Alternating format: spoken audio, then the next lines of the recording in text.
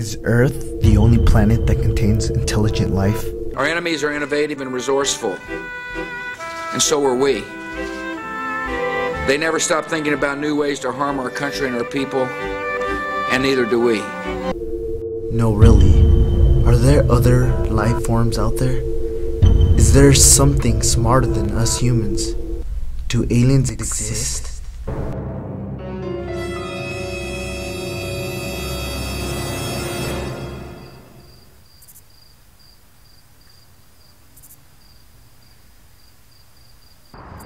Did you see that? Whoa. Yeah, but you see what it was? Yeah, didn't you? Duh. I'm the one who mentioned it. Okay, on the count of 3, we'll both say what we think it was. 1, 2, 3. Shooting UFO! star! Wow. You're stupid. Ron, why'd you just call me stupid? Because stars don't shoot, but UFOs can. If that was a UFO, then who was driving it? Are you serious? Aliens, duh. Aliens don't exist. Yeah, they do. Okay, if that was a UFO, then where did it come from? Wait, how do you even know that aliens exist? I saw something about it on the news or something. Okay, how did they know? Better yet, where did this idea come from?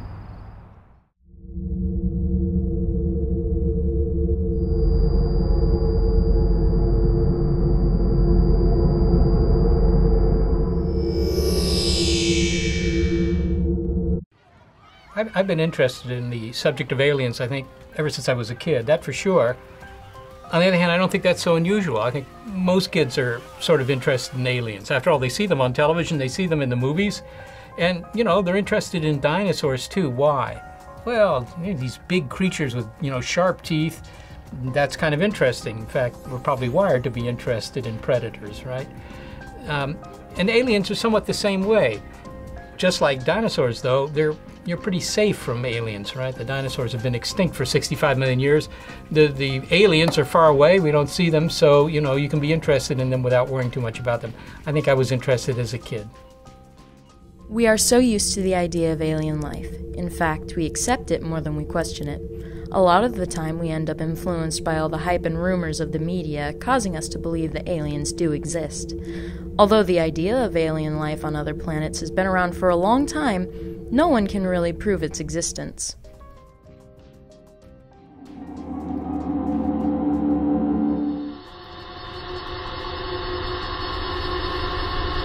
It's me, Stephen Colbert, and I just want to congratulate you on a great year.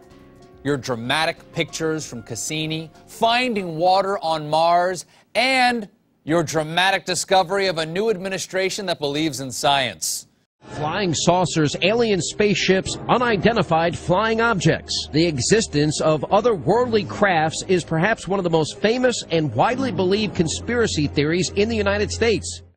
Yeah, I got to tell you that there was one time that I swore I saw aliens or saw something, and it was this incredible moment. Then I realized, oh, wait, I'm just drunk, and I'm just seeing things right now. Right. So you wouldn't be scared of an alien? We've seen the photographs and heard the stories of what some say is evidence of UFOs. Dr. Stephen Greer heads up the Disclosure Project, a group that compiles information from people who say they've encountered extraterrestrial forms of life. We can establish through this testimony that these objects of extraterrestrial origin have been tracked on radar going thousands of miles per hour, stopping and making right-hand turns. America has had a long fascination with the idea that we may not be alone in our universe and that there are aliens that might actually want to contact us. I think they'll probably lay something out on the crops, make a little crop circle and tell them when they're going to show up so that everybody can be aware and so people don't get scared. If aliens came to Earth, should we be worried about that? Well, to begin with, I don't think we really should be worried about it because I don't think any aliens know that we're here. I mean, they know that Earth is here. If they have big telescopes, they can find Earth.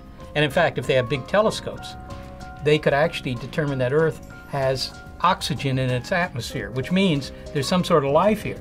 Because if it weren't for all the plants, right, the chlorophyll on Earth, there wouldn't be very much oxygen in the atmosphere. So they would know there's life here, but they wouldn't necessarily know there was any intelligent life here. unless they were so close that they could pick up our television or our FM radio or maybe our radar sets. And the chances that there are any aliens that close are not very great. I suspect nobody knows we're here. So if they came, my first reaction would be, well, why are these guys here? You know, they'd probably just come through the skies and be like, hey, I'm here. People don't be scared. People are kind of scared of them. That's how they portray them in Hollywood, right? On the other hand, if they came here and they had evil intentions, of course, well, that would be Bambi meets Godzilla, and we would be Bambi, right? Because if they can come from hundreds of light years away, you can bet they're not at our technological level. They're thousands, maybe millions of years ahead of us. And if they're, you know, nasty, well, it's going to be too bad, and there's not much you can do about it except enjoy some frozen pizza and just watch it on TV till it ends. On the other hand, maybe they just come here to, you know, just pick some plants, play with the kids like little E.T. did in the movie. I mean, who knows? We don't really have any idea what their intentions would be. And frankly, I don't expect them to visit either.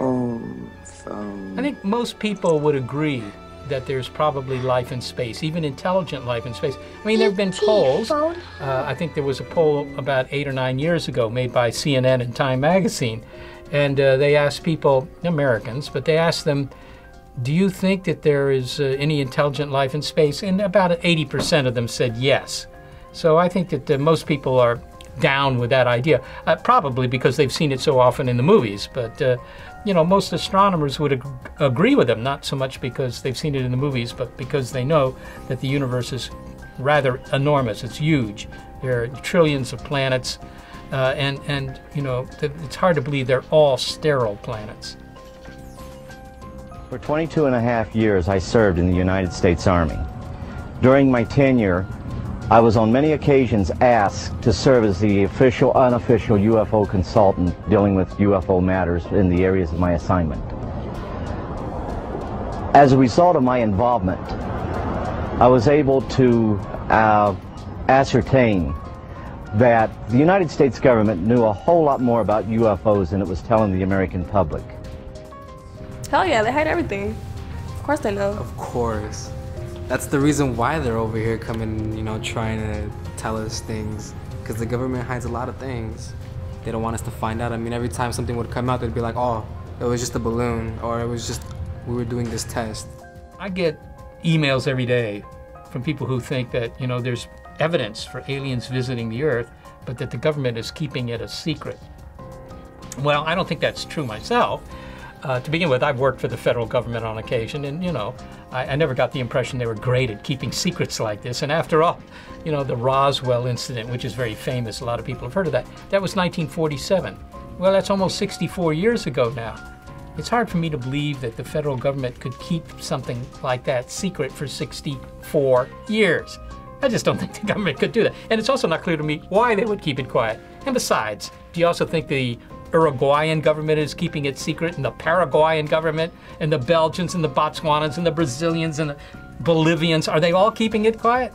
Right? I mean, if you really think that, then you have a lot of respect for all the governments of the world, which, you know, I find a bit of a stretch. Aircraft guns put into action against unidentified aircraft in the Los Angeles area, ordered by the 4th Interceptor Command at 2:25 a.m. When I first saw it, I wasn't really convinced that it was real. I thought that it could have gone either way. It looked like it could be real, but it also kind of looked like those pictures of Loch Ness Monster where it could have been fake too. I wasn't convinced that it was a UFO.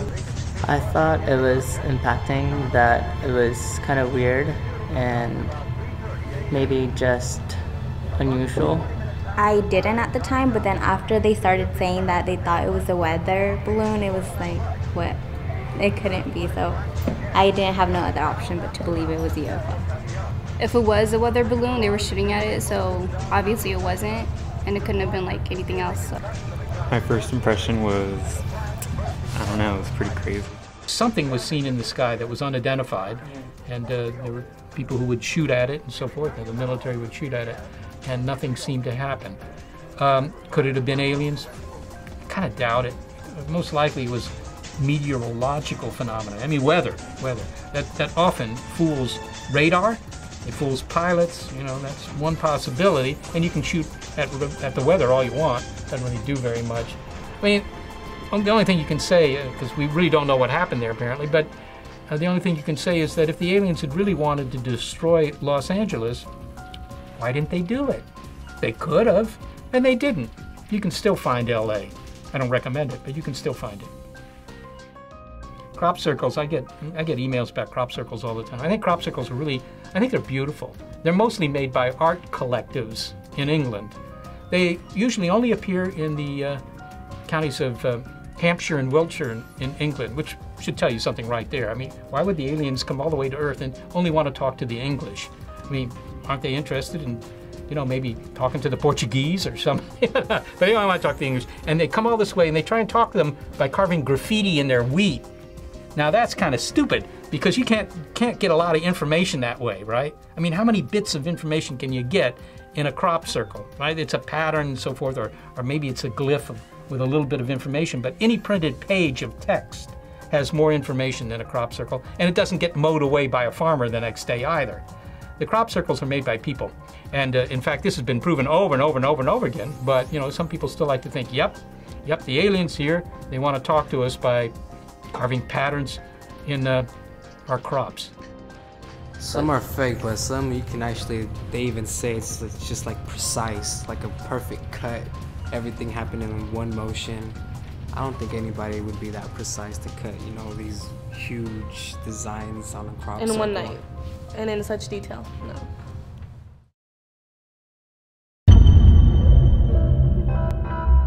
The idea that there might be aliens, that's an old one. But the modern idea that's based on a little bit of science, that really dates from the last couple of hundred years, when telescopes were good enough for people to see that, for example, Mars has ice caps at its north and south poles. And, you know, when you're looking at that in 1780, as people were doing, you know, you think, well, you know, that kind of looks like the Earth, which also has ice at the poles. So maybe Mars is like the Earth. Maybe there are Martians, right? So the modern idea dates back a couple of hundred years, but it's hard for me to believe that even our ancestors 100,000 years ago didn't look up at the night sky and wonder whether there wasn't anything up there.